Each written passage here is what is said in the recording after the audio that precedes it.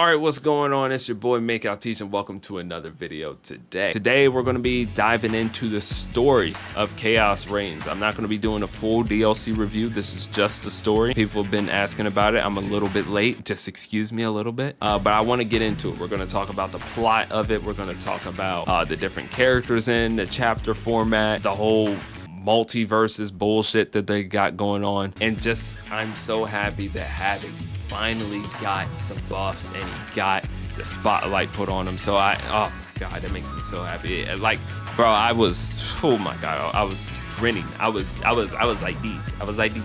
Let me know in the comments below, what do you guys think of Khaos Reigns in the story? Was it good? Was it bad? Let me know on a scale of 1 to 10. I respond to all my comments and stuff like that, so make sure you guys drop a comment and I'll respond to all of them for about a week or two. Leave a like on the video. Let's see if we can get this video to 5 likes. If we can get it to 5 likes, I really appreciate it. And I'll make sure I can pump out some more Mortal Kombat. God damn it, bro. I can't get one intro, man. I can't get one fucking intro without stuttering, my nigga. Other than that, let's get to the fucking video and now y'all can hear me yap. I am a Havik. I love Havik. Havik might be my favorite character in Mortal Kombat. Like, he's definitely top 5 of like all Mortal Kombat characters in history. And just off the top of my head, he's definitely up there with Kung Lao, Aaron Black, Havik, Ermac, maybe Quan Chi.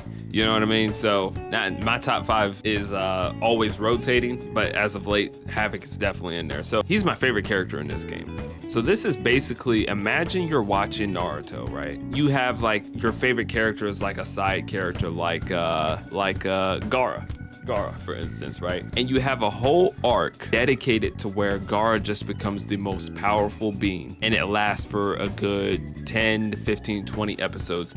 And it's a complete filler arc, but it's dedicated around everything you've always wanted this character to become. That's basically what Khaos Reigns is for me. So to me, I know some people didn't like Khaos Reigns and stuff like that, but I have a little bit more of an optimistic and a positive outlook on it, because it was everything I wanted Havik to be, and he finally got it. And I feel like I'm just happy. I'm happy for him. I'm happy that he got buffs. I'm happy that he looks badass now. So yeah, overall, I'm very happy. Now, if we actually talk about the story, I'm gonna get straight into the story, right? The story itself was not here's the thing. I am completely over the multiverses whole aspect of Mortal Kombat. This whole gimmick that they're doing, this is I feel like it's a very lazy way of coming up with, you know, plot. I really do, because the whole multiverses thing, and this is one of the first things I thought of when we were very introduced to Havik. They were like, you know, oh, it's another Titan, or I forget who it was. It was I think it was Melina who said, oh, another Titan, we got to worry about another Titan. If you actually look through the whole roster, you could basically say, other than Liu Kang, and I guess now Shang Tsung and Havik are written off because they were dealt with, you could basically make a whole storyline around every single other character in this game. Like, we could have a Titan Sub-Zero, or a Titan Shao Kahn, or a Titan Quan Chi, or a Titan Reiko, or like, you know, anything. It could literally be anything. A Titan Noob Saibot, or a Titan Scorpion. It could literally be anything. So the thing is, if you're looking as far as like a content side of the thing, it could be a good thing if you just want more spin-off storylines that don't really have anything to do with the main plot. That's cool, and maybe you get a character, or your favorite character actually, you know, gets some shine or whatever. But for me, I'm not like really interested. I think we need to get a little bit more boots to the ground, get off Marvel's cock a little bit, get off Marvel's cock, seriously, like really. And that's all has to do with Warner Brothers. And we know how DC does, and DC just tries to copy everything that Marvel does. And I think they're trying to go through and, you know, I think they're trying to go through and take Mortal Kombat and have that be their Marvel. Maybe that's a little bit of a stretch, but come on, we've seen this. So yeah, I think they just need to dial it back a little bit with the, they need to dial it back with the multiverses, man. Like seriously, I don't want to see this anymore. So if we end up having another spin-off and stuff like that, I really would like it to be more boots to the ground. And it's kind of hard because it's like we reset the timeline. I'm not going to say that until the point where it becomes a fucking meme. We've reset the timeline, and I feel like we instantly fell right back into the point where it's like, I feel like we need another reset. Or somehow we can have like a blow off to where like Liu Kang somehow gets control of all the timelines, and now we can solely focus on this timeline. And I think we could be headed towards where it's more based on this timeline. I'm really trying not to say it, and get more to it with the Lin Kuei becoming a opposition and Shao's taking over. I think they're kind of hinting over like Shao taking over, kind of how they were with the Lin Kuei in the main story, like the first story we got.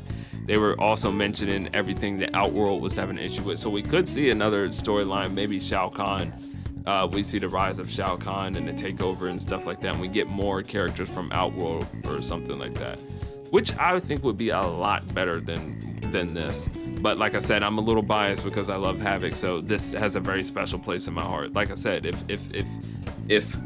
who's one of my, like, if we got like in Boruto, right? And we got, I don't know if you can see him, if we got Orochimaru, a whole arc dedicated around Orochimaru and some shit, like Orochimaru is one of my favorite characters.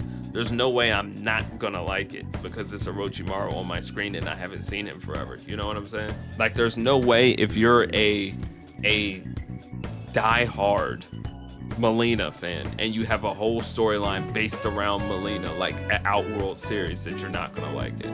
So yeah, just, you know, that's how I feel with the whole plot of it. And was it better than Aftermath? Fuck no. Get the hell out of here. Fuck no. Aftermath was arguably just as good as the MK11 main story, and it was actually canon, so it actually, you know, meant something. This, I don't think it really means anything. I think it was just here to be here. The ending was kind of weird. I don't understand. I don't want to stay away from spoilers, but there was a point where it kind of looked like, wow, like how do we defeat Havik? And then at the end, it's like, oh, we defeated Havik, and it's like, why can't he be defeated now? And I feel like it wasn't explained. We didn't see what happened to him. I feel like the conclusion kind of just fell flat, and yeah, it was a really weird ending. It didn't really lead to anything. It didn't tease anything else, and like I said, it just felt like a bit of a filler arc.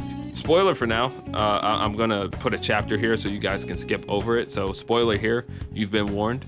But I gotta get this off my chest.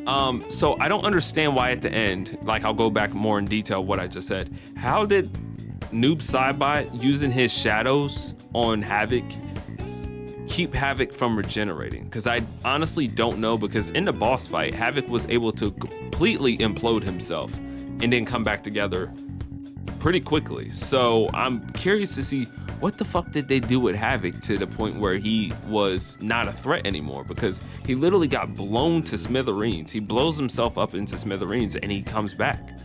He tears his head off, he comes back. You tear off his limbs off, he comes back, and he multiplies.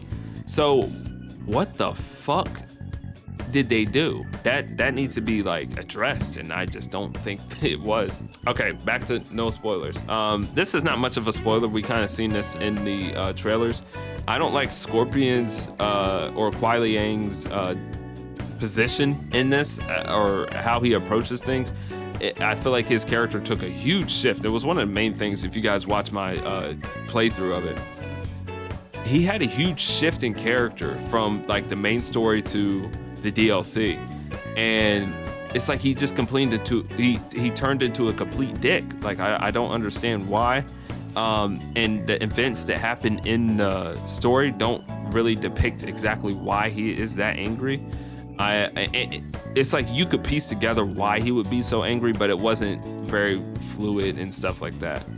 The same thing with Bihan. transforming into Noob Saibot. That's not a fucking spoiler. I mean, if you don't know, that's at this point, what the fuck are you doing here? I just don't understand. I mean, like, I understand Sub-Zero was like the one-man army, jumped through the portal and shit like that. He wanted to take everybody on. The whole thing, the arc between like Noob Saibot, I think he was introduced into the story way too late, and I don't think he stuck around on the evil side long enough. I actually thought Noob Saibot was going to be more of a like Havik is the big bad, and then Noob Saibot is like 1A. Like he's like a badass soldier, kind of how like Quan Chi had with Ermac in the base story, and you've seen how long it took for that redemption arc. I understand it's a DLC and it's a lot shorter, but I think it was literally probably over 40 minutes we are introduced to Noob Saibot, and he basically turns around his character within maybe 30 minutes of him being on screen. And I'm not really so sure of me being a fan of that. Plus the ending with him and the way the fights, I understand like the chapters, there's ways that they have to add fights in for the sake of, you know, it being a fighting game. But yeah, it kind of got ridiculous towards like the last chapter. It was still very good. I think the first 3 or 4 chapters was very good. But the 5th chapter, like I said, when Noob got in there, it kind of fell apart. All in all, I think if I had to rate this on a scale of 1 to 10, with me being, you know, putting my bias intact or invoking that biasism, I don't know, fuck. I will probably give it a 6 out of 10. I'll probably give it a 6 out of 10. I'm giving it that extra point because it was Havik. But other than that, it was mid. It was 5 out of 10. But I'll give it to 6. Yeah, I'm really curious to see what they're gonna do with these storylines, man. Let me know in the comments below, because that's what I look forward to the most, is the comments. I actually try to respond to all of my comments and stuff like that, so let me know, everybody that watches this video, just let me know in like a sentence or two how you guys felt about the DLC story. Was it worth it? What would you rank it? 1 out of 10. Give me a solid rank and a reason why. Other than that, yeah, that's pretty much it, guys, and I'll see you guys in the next one. Peace.